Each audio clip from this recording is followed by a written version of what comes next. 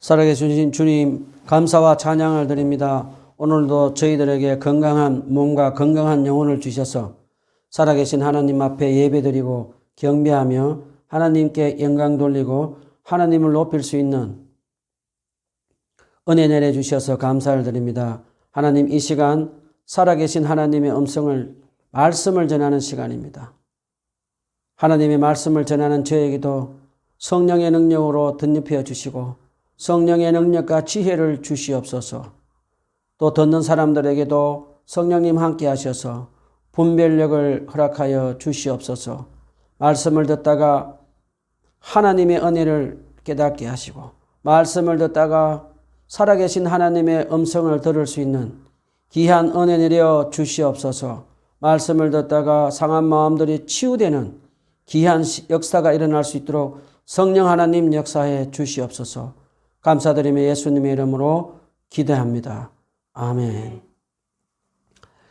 자, 11월이 되니까 날씨가 확연히 추워지고 겨울이 찾아온 것을 우리가 몸으로 느낄 수가 있습니다. 여러분, 일주일 동안 어떻게 지내셨습니까? 저는 일주일 동안 미국 대통령 선거를 보면서 계속 하나님께 기도하며 보냈습니다. 그리고 저는 몸이 아픈 분들과 병중에서 특별히 암투병 하시는 분들을 위해서 중보 기도도 했습니다. 그리고 부모님의 영혼의 구원을 위해서 애쓰고 있는 지방에 있는 형을 위해서 또 기도도 하고 또 그 형과 통화를 하면서 그 형을 위로하고 격려하는 그런 시간을 보냈습니다. 여러분, 겨울 하면 어떤 생각이 떠오릅니까? 여러 가지가 떠오를 것입니다. 오뎅도 생각나고 김이 모락모락 나는 호떡과 또 만두 그런 것들도 생각날 수도 있고 눈이 생각날 수도 있고 또 산을 보면서 나무들이 앙상한 가지로 겨울을 나고 있는 모습도 떠오를 것입니다. 저는 이 초겨울에 들어서면서 우리 인생을 사계절로 한번 비유해 보았습니다. 봄은 유아기 시절로 볼 수 있고 여름은 사춘기, 청년기로 볼 수가 있고 또 가을은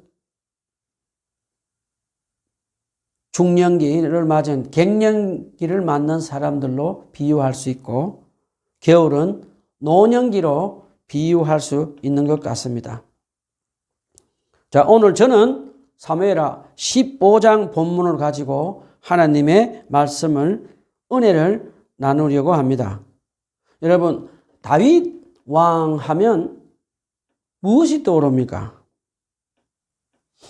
골리앗을 쓰러뜨린 전사 다윗. 또 어떤 사람은 찬양 치유자. 또 어떤 사람은 하나님 마음에 합한 자라고 떠오를 수가 있겠습니다. 여러 가지가 생각날 수가 있을 것 같습니다. 오늘 본문은 다윗 왕이 인생의 봄, 여름, 그리고 가을을 지나서 이제 노년기, 겨울을 맞이한 다윗 왕의 이야기입니다. 오늘 본문 15장 1절, 2절에 보면 다윗의 아들 압살롬이 호위병 50명을 데리고 마치 왕처럼 행세하는 것을 볼 수 있습니다. 압살롬은 예루살렘 성문 옆길에서 다윗 왕에게 재판하러 온 사람들에게 아주 친절하고 부드럽게 도와주는 장면을 볼 수 있습니다. 압살롬은 재판을 송사를 가지고 온 사람들에게 먼저 다가가서 어디서 어느 지파에서 왔는지 또 어디서 왔는지 물어보면서 그들에게 프렌드십, 친구를 만듭니다. 그리고 난 뒤에 자기가 너희들이 재판받는 그 송사를 내가 도와줄 수 있다고 하면서 그들의 법적 문제를 해결할 수 있다라고 다가섭니다. 그 압살롬은 2절에 보면 이른 아침부터 나와서 가난하고 억울한 사람들, 그 사람들에게 다가가서 어느 지파에서 왔느냐, 어디에서 왔느냐라고 하면서 그들을 따뜻하게 대해주면서 그들의 법적 문제를 도와주는 압살롬에게 많은 사람들이 마음이 빼앗겨 버렸습니다. 그 당시 다윗 왕국에 약점이 있었습니다. 우리는 정확하게 왜 그랬는지는 알 수 없습니다. 그 당시에 다윗 왕은 왕으로서 정의 체제가 올바르게 돌아가지 못하도록 하고 있었습니다. 그리고 다윗 왕은 그 당시에 왕으로서 역할을 제대로 못하고 있었습니다. 또 다윗 왕의 밑에서 재판을 관리하는 실무자들도 관료주의에 빠져서 억울하고 가난한 사람들이 재판 소송을 정의롭게 도와주지 못했습니다. 오늘날로 생각해 본다면 그 실무자들은 서류가 부족하다. 담당자가 아직 오늘 나오지 않았다. 며칠 있다가 오라고 하는 등 아주 불친절하게 관료주의에 빠져서 그렇게 업무를 처리하고 있었습니다. 그 약점을 알고 있던 압살롬은 다윗 왕국의 약점을 집요하게 파고들었습니다. 15장 3절 4절에 보면 압살롬은 이제 은근히 다윗 왕의 정의 체계가 올바르지 못하다고 비판을 합니다. 그러면서 압살롬은 그 당시 다윗 왕보다 그 실무자들보다 자기가 더 정의롭게 재판을 할 수 있다고 말을 합니다. 압살롬은 많은 이스라엘 사람들의 재판의 소송권을 처리해 주면서 이스라엘 사람들에게 신뢰를 받았습니다. 특별히 15장 5절에 보면 압살롬은 또 누가 가까이 와서 엎드려서 절을 하면 압살롬은 그 사람의 손을 잡고 일으켜서 그 사람의 뺨에 입맞춤 하면서 이스라엘 사람들의 마음을 도둑질해 버렸습니다. 가만히 한번 생각해 보십시오. 재판 소송을 하러 온 사람들에게, 가난하고 억울한 사람들에게 아주 친절하게 부드럽게 뺨에 입을 맞추면서 스킨십까지 해주는 그 압살롬에게 보면서 많은 사람들은 압살롬에게 완전히 마음을 다 빼앗겨 버렸습니다. 자, 14장 사무엘하 14장 25절에서 27절에 보면 압살롬은 젊고 매력적이었습니다.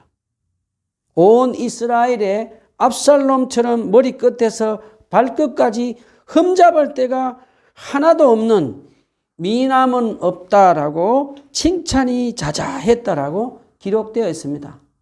압살롬이 얼마나 젊고 매력적이고 미남이었는지 알 수가 있습니다. 그리고 한번 생각해 보십시오. 늘 50명의 호위병들을 데리고 럭셔리한 옷을 입고 귀족처럼 행세하면서 가난하고 억울한 사람들에게 다가가서 스킨십을 할 때 그 잘생기고 미남인 젊고 매력적인 압살롬이 사람들의 마음을 충분히 빼앗을 수 있었던 것입니다. 자, 이와 대조적으로 다윗 왕은 어땠습니까? 다윗 왕은 이미 늙었고 옷도 화려하고 럭셔리한 옷을 입지 않고 그저 수수한 옷을 다윗 왕은 입고 다녔습니다. 이스라엘 백성들은 늘 수수한 옷을 입고 늙고 다윗 왕을 좋아하지 않았습니다. 이스라엘 백성들은 다윗 왕이 젊었을 때 블레셋 거인 골리앗을 물리치고 쓰러뜨리고 또 수많은 전쟁에 나가서 승리하고 큰 이스라엘의 다윗 왕국을 건설한 왕도 아니었습니다. 젊고 매력적인 압살롬은 그 옛날의 영웅 다윗을 충분히 대체할 수 있었습니다. 그리고 옛날의 영웅 다윗 왕을 압살롬은 잊도록 하였습니다. 압살롬은 4년 동안 서두르지 않고 매일매일 부지런하게 일어난 아침부터 성문 옆에 나와서 50명의 호위병을 데리고 가난하고 억울한 사람들의 재판에 송사를 도와주면서 온 이스라엘 백성들에게 마음을 빼앗고 앞으로 자기가 이스라엘의 왕이 될 사람임을 꾸준하게 이스라엘 사람들에게 홍보를 했습니다. 자, 압살롬은 4년 동안 이제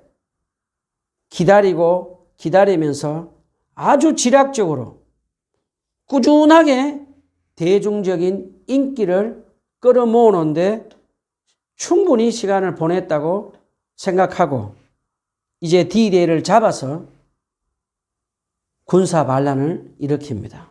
압살롬은 그동안 다윗 왕에게 반감을 품었던 사람들을 자기 편으로 이제 끌어들이기 시작합니다. 15장 9절에 보면 첫 번째로 압살롬은 아버지 다윗 왕께 하나님께 예배를 드리러 헤브론으로 간다고 속이고 갔습니다. 왜 압살롬은 헤브론으로 갔을까요? 왜 헤브론으로 갔을까? 헤브론은 유다 지파가 있는 곳입니다. 다윗은 유다 지파 소속의 사람입니다.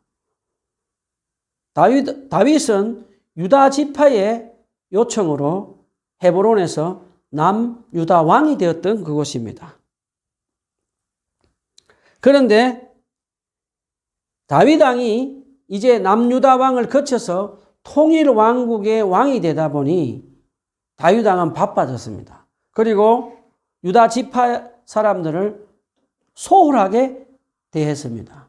그 약점을 알고 압살롬은 다윗 왕에게 반감을 가지고 있던 유다 지파 사람들이 있는 헤브론으로 가서 유다 지파 사람들을 자기 편으로 만듭니다. 자, 그곳에 가서 압살롬은 하나님의 기름 부으심 없이 자기 스스로 이스라엘의 왕이 되어버립니다. 15장 10절에 보면 두 번째로 압살롬은 그의 부하들을 온 이스라엘 지파에 보내서 압살롬이 헤브론에서 왕이 되었다고 소문을 퍼뜨리게 했습니다. 헤브론에서 유대 지파 사람들을 자기 편으로 끌어들이고 헤브론에서 압살롬은 거기서 왕의 대관식을 가집니다. 그리고 온 이스라엘 백성들에게 이스라엘의 새로운 왕이 되었다고 압살롬은 선전을 합니다. 15장 12절에 또 보면 세 번째로 압살롬은 다윗 왕의 최고의 참모 전략가인 아히도벨을 자기 편으로 끌어들입니다.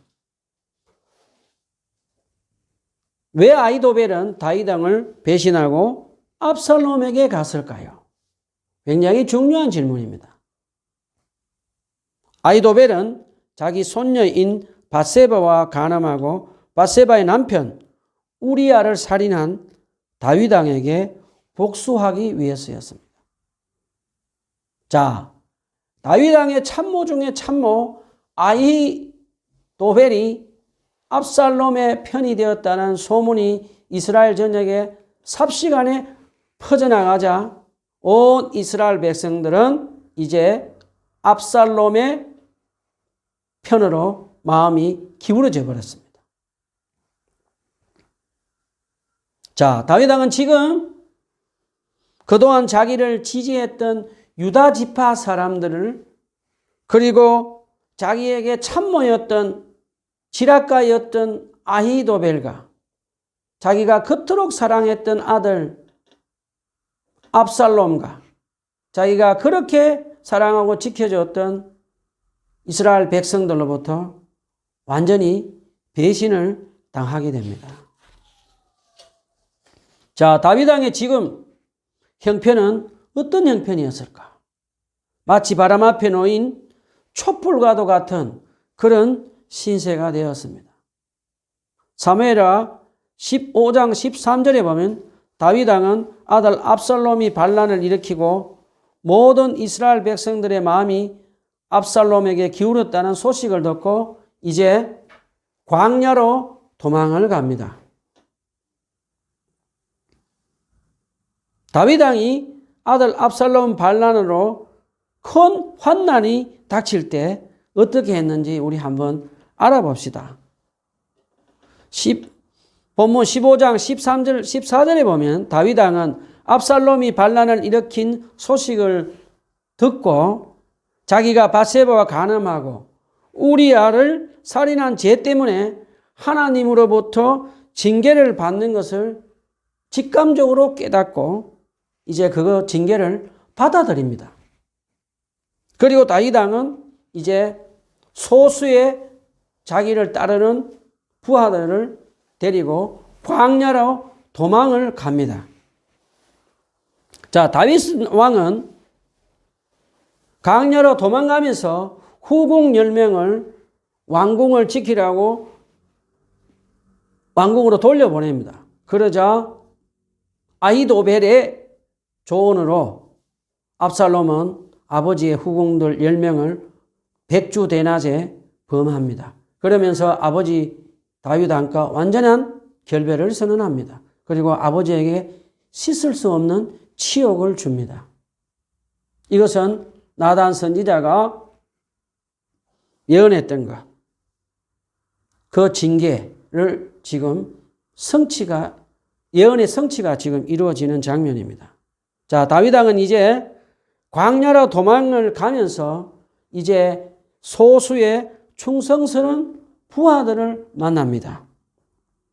다윗은 블레셋 가드 사람 이때는 외국인이었습니다. 다윗이 좋아서 그는 다윗에게 왔던 사람입니다. 이제 압살롬의 반란이 일어나자 다윗은 블레셋 사람 이때에게 이제 자기 병사들과 가족들을 데리고 다른 곳으로 가서 안전한 곳으로 피하라고 합니다. 그런데 이때는 그동안 이미 다윗의 신앙의 그 인격에 반해서 다윗을 존경하고 있었습니다. 15장 21절에 보면 이때가 왕께 고하되 여호와의 살아계심과 내 주 왕의 살아계심으로 맹세하오니 진실로 내 주 왕께서 어느 곳에 계시든지 사나 죽으나 종도 그곳에 있겠나이다 하고 열정적인 충성을 맹세합니다. 이 장면을 보면 다윗 왕이 얼마나 이때를 통해서 위로를 받았는지 우리는 짐작할 수 있습니다. 자, 여기에서 우리가 깊이 생각해야 될 부분은 다윗 왕은 광야로 도망을 가는 중에도 수많은 환난을 겪은 노장답게 침착하게 전략을 세우고 해야 할 일들을 해나가는 것을 볼 수 있습니다. 지금 광야로 도망가면서 이때 사람 무사입니다. 칼을 쓰는 무사니까 그 사람을 데리고 광야로 데리고 갑니다. 그 다음에 광야로 도망가는 중에 길에서 충성스러운 제사장 사독과 아비아달이 번개를 메고 다윗 왕께 찾아옵니다. 다윗 왕은 번개를 메고 온 충성스러운 제사장인 사독과 아비아달에게 왕궁으로 돌려보냅니다. 다윗 왕은 번개를 마치 부적처럼 사용하기를 원치 않았습니다. 15장 25절에 보면 다윗 왕은 하나님의 은혜에 의탁하는 모습을 봅니다. 하나님의 징계를 자기 죄를 용서해주고 하나님의 은혜로 다시 돌아올 것을 믿고 번개를 돌려보냅니다. 그러면서 하나님의 온전히 선하심을 믿고 자기 자신을 하나님 뜻에 맡깁니다. 얼마나 성숙한 신앙인지 우리는 알 수 있습니다. 그러면서 다윗 왕은 제사장 사독과 아비아들에게 왕궁에 머물면서 압살롬의 정보를 자기에게 알려달라고 부탁을 하면서 돌려보냅니다. 자, 칼을 쓰는 무사인 이때는 광야로 자기와 함께 가고 번개를 메고 온 제사장 사독과 아비아달은 왕궁에 돌려보내서 압살롬의 정보를 가져오라고 보내달라고 부탁을 하는 이런 모습을 보면서 다윗 왕은 큰 환난을 당해서 지금 광야로 도망가는 중에 이런 침착함을 잃지 않고 자기가 해야 할 일들을 차분하게 하나하나 해나가는 것을 봅니다. 다윗은 결코 환난을 당할 때 두려워하지 않고 낙심하지 않고 자기 해야 할 일들을 하지 않는 그런 짓을 하지 않았습니다. 다윗은 오히려 환난을 당할 때 하나님을 의지하면서 두려워하지 않고 낙심하지 않고 자기 해야 할 일들을 하나하나 해나가는 것을 우리는 배울 수 있습니다. 자, 우리가 잘 아는 대로 다윗은 젊었을 때 장인 사울왕의 핍박으로 10년 동안 광야에서 환난을 당하는 것을 우리는 알고 있습니다. 우리 여기서 질문을 한번 해봅시다. 젊은 다윗은 광야에서 환난을 당할 때 어떻게 했습니까? 다윗은 광야에서 환난을 당할 때 하나님을 바라보고 하나님만 의지하고 하나님의 도우심으로 환난을 통과한 것을 잊지 않고 기억하고 있었습니다. 지금 다윗 왕은 늙어서 아들 압살롬의 반란으로 광야로 또 도망을 가면서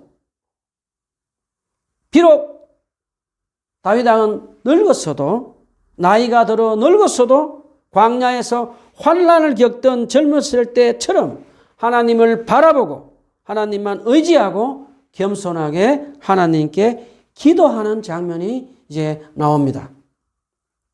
사무엘하 15장 30절 다 같이 한 목소리로 읽어봅시다. 사무엘하 15장 30절 다 같이 한 목소리로 읽어봅시다. 사무엘하 15장 30절 다 같이 한 목소리로 크게 읽어봅시다. 시작. 다윗이 감람산길로 올라갈 때 그의 머리를 그가 가리고 맨발로 울며 가고 그와 함께 가는 모든 백성들도 각각 자기 머리를 가리고 울며 올라가니라 기록되어 있습니다. 자, 다윗 왕이 머리카락으로 자기 얼굴을 가리고 맨발로 울면서 하나님 앞에서 회개하는 장면입니다. 여러분 어떤 생각이 떠오릅니까? 그는 왕입니다. 자기 부하들이 지금 옆에 따르고 있습니다. 그런데도 자기 자존심, 체면 다 내려놓고 하나님 앞에서 긴 머리를 자기 얼굴을 가리고 울면서 맨발로 걸어가면서 하나님께 울고 또 울면서 회개하는 장면입니다. 다윗의 이 진정한 회개의 기도는 겸손입니다. 겸손하게 하나님께 온 마음을 다해서 자기의 체면과 자존심을 다 내려놓고 오로지 하나님 앞에 정직하게 회개하는 장면입니다. 자, 그러면 여기서 또 우리 질문을 한번 해봅시다. 다윗 왕은 하나님 앞에 어떤 회개를 했을까요? 사무엘하 12장 10절 11절에 보면 하나님은 나단과 선지자를 통해서 이렇게 말씀하셨습니다. 칼이 내 집안에서 영영 떠나지 아니하리라. 내가 내 처들을 다른 사람에게 주리니 그 사람이 내 처들로 백주대낮에 동침하리라고 한 나단 선지자의 예언을 생각하고 이게 하나님의 징계인 것을 알고 다윗은 하나님께 온전히 겸손하게 지금 회개하는 것입니다.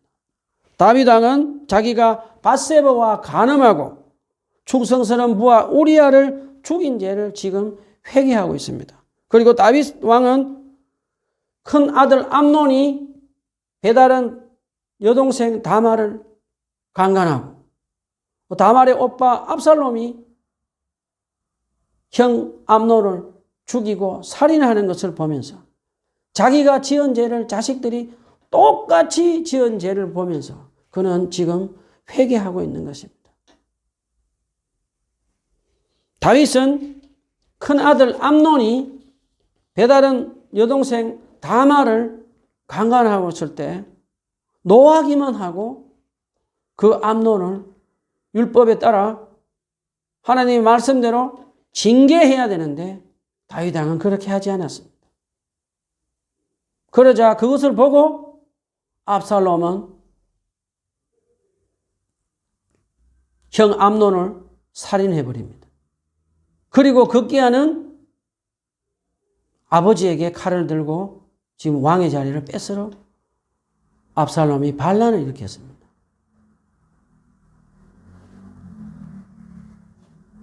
다윗은 자기 죄로 말미암아 하나님께 징계를 받으면서 또 자기가 자식들의 가정교육을 온전하게 교육시키지 못하는 것에 대해서도 가슴 아파하면서 지금 하나님께 회개하는 것입니다.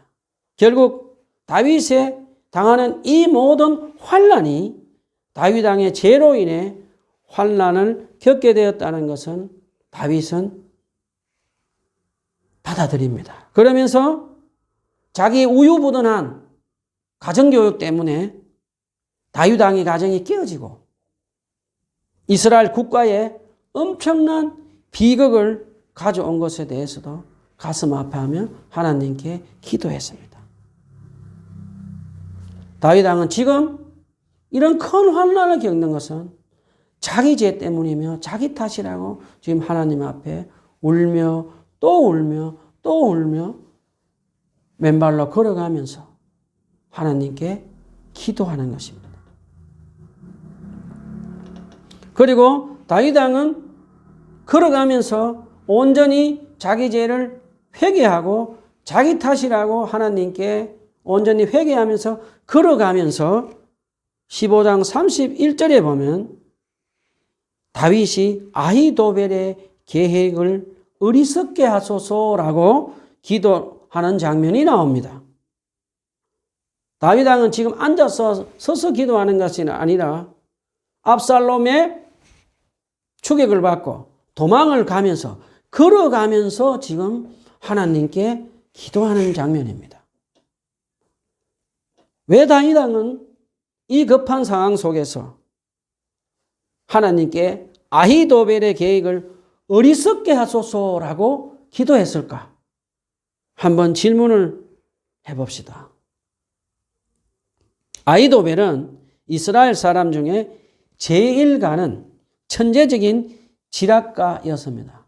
그가 어떤 지략을 내놓으면 얼마나 놀라운지 마치 하나님께 기도해서 하나님이 가르쳐 준 것처럼 그렇게 대단한 지혜로운 지략을 내놓는 사람이었습니다.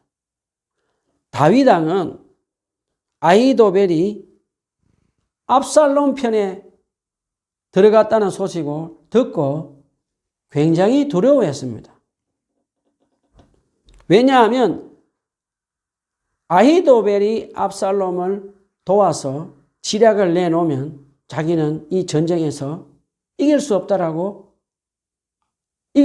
것을 알았기 때문에 그는 하나님께 지금 아히도벨의 계략을 어리석게 하소서라고 간절하게 기도했던 것입니다.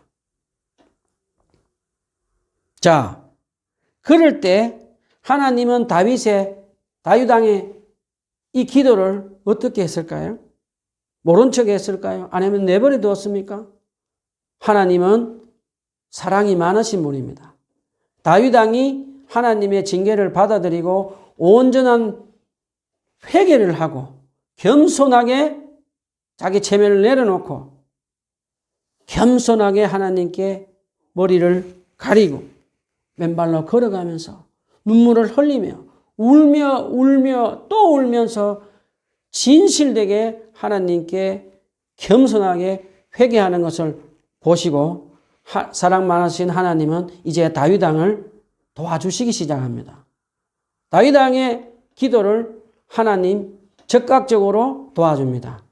아히도벨의 계획을 어리석게 하소서라고 기도하자마자 그 즉시로 하나님은 아히도벨과 겨룰 수 있는 후세라는 충성스러운 부하를 보내줍니다. 사무엘하 15장 32절에 보면 하나님은 아히도벨과 견줄 수 있는 다윗의 충성스러운 지략가 후세를 보내주는 장면이 나옵니다. 후세는 어떻게 다윗에게 나왔습니까? 겉옷을 찢고 흙을 머리에 뒤집어 쓰고 슬퍼하면서 다윗 왕에게 찾아왔던 충성스러운 부하였습니다. 그럼 후세에게 이제 다윗 왕은 왕궁으로 가서 압살롬에게 거짓 충성 맹세를 하고 아히도벨의 지략을 막아둘라고 계획을 막아둘라고 부탁을 합니다. 하나님께서 다윗에게 기도를 적극적으로 들어주셨는데 어떻게 하나님이 신실하게 하셨는지 우리 한번 알아봅시다. 사무엘하 17장 1절에 3절에 보면 아히도벨이 예루살렘에 도착해서 압살롬에게 병사 2,000명을 데리고 가서 힘들고 지친 다윗 왕을 죽이자고 계략을 내놓습니다. 그때 아히도벨의 계략대로 다윗 왕은 몹시 지친 상태이고 소수의 병사들 뿐이었습니다. 만약에 압살롬이 아히도벨의 말을 들었다면 다윗 왕은 꼼짝없이 당하게 되었습니다.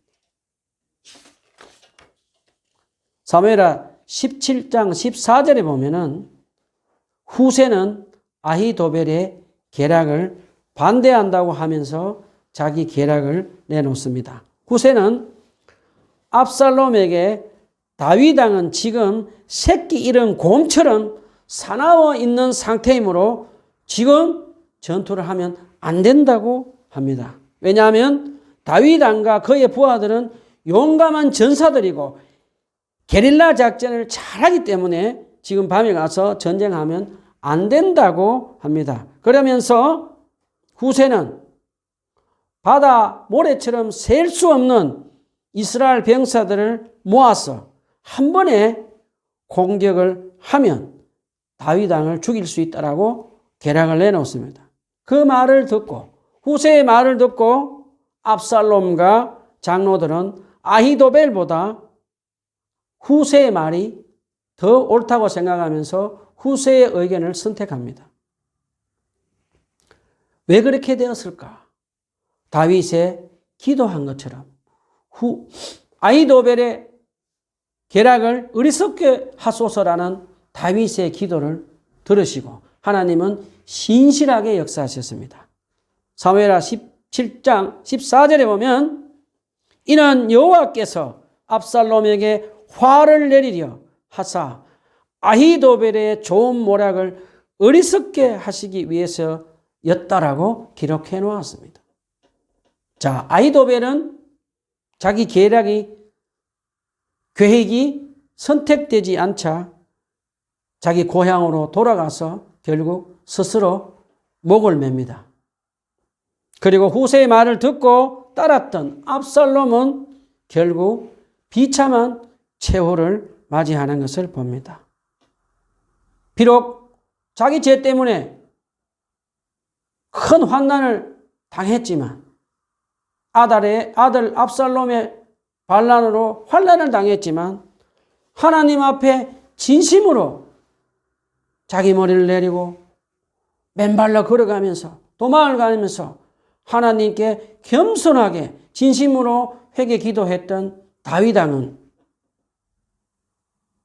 하나님을 바라보고 하나님을 의지한 그 다윗을 보고 사랑 많으신 하나님은 다시 하나님의 은혜를 베풀어 주셔서 다윗이 환난에서 구원받고 전투에서 승리하고 다시 왕궁으로 귀환하게 해 주십니다. 자, 우리는 오늘 다윗 왕에게서 배울 것은 두 가지입니다. 첫 번째는 우리가 큰 환난을 만났을 때 두려워하지 말고 낙심하지 말고 하나님을 의지하면서 우리가 해야 될 일을 해나가야 됩니다. 그리고 두 번째는 다윗 왕은 하나님 앞에서 자기 죄를 진심으로 겸손하게 회개했습니다. 그리고 기도했습니다. 하나님은 진심으로 다윗 왕이 회개하자 사랑 많으시면 하나님은 다윗 왕의 죄를 용서해 주시고 다시 은혜 내려 주셔서 광야를 무사히 통과하게 하시고 이스라엘 왕으로 복귀해 주는 것을 우리는 배울 수 있습니다. 자, 우리는 지금 코로나19 장기화로 인해서 큰 환난을 만나고 있습니다. 지금 우리나라는 100만 명의 우울증 환자와 120만 명의 실업자들이 지금 생겨났습니다. 우리 가정에서 지금 보면 남편들이 직장을 잃은 사람들도 있고 아내들이 직장을 잃은 사람들도 있습니다. 또 젊은이들이 실직자가 된 사람도 많이 있습니다. 또 코로나19로 인해서 또 우리 가정이 지금 부모들과 자식들 간의 스트레스로 문제로 엄청난 지금 환난을 겪고 있습니다. 그러면서 지금 전 세계적으로 환난, 이 코로나19 장기화로 인해서 가정들이 지금 무너지고 있습니다. 자, 이런 때에 우리는 이런 큰 환난을 겪을 때 그러면 우리는 어떻게 해야 됩니까? 첫 번째는 다윗에게 배운 것처럼 첫 번째는 우리는 코로나 장기화로 인해서 이 환난을 두려워하지 말고 낙심하지 말고 하나님을 의지하면서 자기가 맡은 일들을 계속해 나가야 됩니다. 그러면서 우리는 예수님의 사랑으로 서로를 격려하고 위로하고 관심을 가지면서 서로를 위해 주어야 됩니다. 그리고 우리가 남편으로서 아내로서 자기 할 일들을 해나가야 되고 또 부모로서의 자기 역할 또 자식들은 자식 역할을 계속 해나가야 됩니다. 두 번째는 이제 다윗 왕처럼 우리 죄를 온전히 겸손하게 진심으로 회개해야 합니다. 하나님의 말씀을 우리가 매일매일 묵상하고 들여다보면서 우리 내면을 들여다보면서 무엇이 내 안에 잘못되고 있는지 나 자신을 바라보면서 성찰해야 됩니다. 그러면서 내가 하나님 앞에서 무엇이 잘못되었는지 또 우리 가정에서 내가 무엇이 잘못되었는지에 대해서 우리가 회개하는 기도 시간을 가져야 됩니다. 우리는 그동안 많은 것들을 이루려고 열심히 노력하면서 살았습니다. 가정을 소홀히 여기지 못하고 돈을 벌러 바깥으로 나가서 밤을 새워서 일을 하면서 돈을 벌려고 무척 노력하면서 살았습니다. 그러다 보니까 가정에 소홀하게 되고 가정이 무너지고 가정이 이혼이 늘어나고 가정이 파괴되는 그런 엄청난 우리는 환난을 겪기도 했습니다. 자, 우리가 남편들 되는 사람들, 특별히 돈을 벌러 나가서 돈 때문에 쫓기다 바쁘게 살다 보면 가정을 소홀히 하다 보고 자식들과 멀어지고 또 아내들과 대화하고 가족들과 대화할 시간이 없어지면서 가정이 깨어지고 무너지지 않도록 우리가 늘 가족들 우선주의로 가야 되겠습니다. 제가 미국에 있을 때 들었던 이야기입니다. 미국에서 제가 백인 목사님한테 들었던 이야기인데 미국은 한 100여 년 전에 교회가 큰 부흥을 겪었다고 합니다. 그때 많은 목사님들이 가정을 소홀히 하고 하나님 사역에만 열심을 내어서 가정이 깨어지고 파괴되는 아픔을 겪었다고 합니다. 그때 그분들의 생각에는 이렇다고 합니다. 첫 번째로 하나님이고 두 번째는 교회이고 세 번째는 가정이라고 생각했다고 합니다. 그런데 이 큰 가정이 무너지고 자식들이 마약을 하고 자살을 하고 가정이 깨어지는 것을 보면서 이제 미국 교회 목사님들은 그 순서를 바꾸었다고 합니다. 첫 번째는 하나님, 두 번째는 가정, 세 번째는 교회로.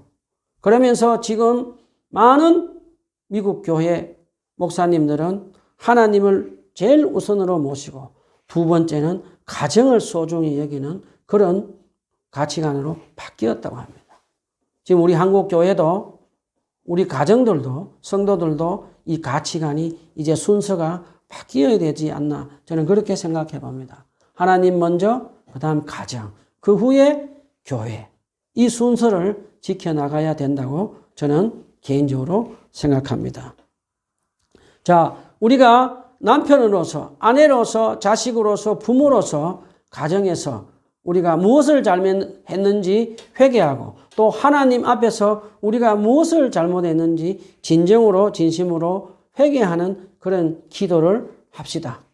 그렇게 하면 사랑 많으신 예수님은 우리의 모든 죄를 십자가의 보혈로 용서해 주시고 우리의 구원자 되신 예수님은 우리의 기도를 들어주시고 우리의 모든 환난에서 구원해 주시는 분이심을 잊지 말고 기억합시다.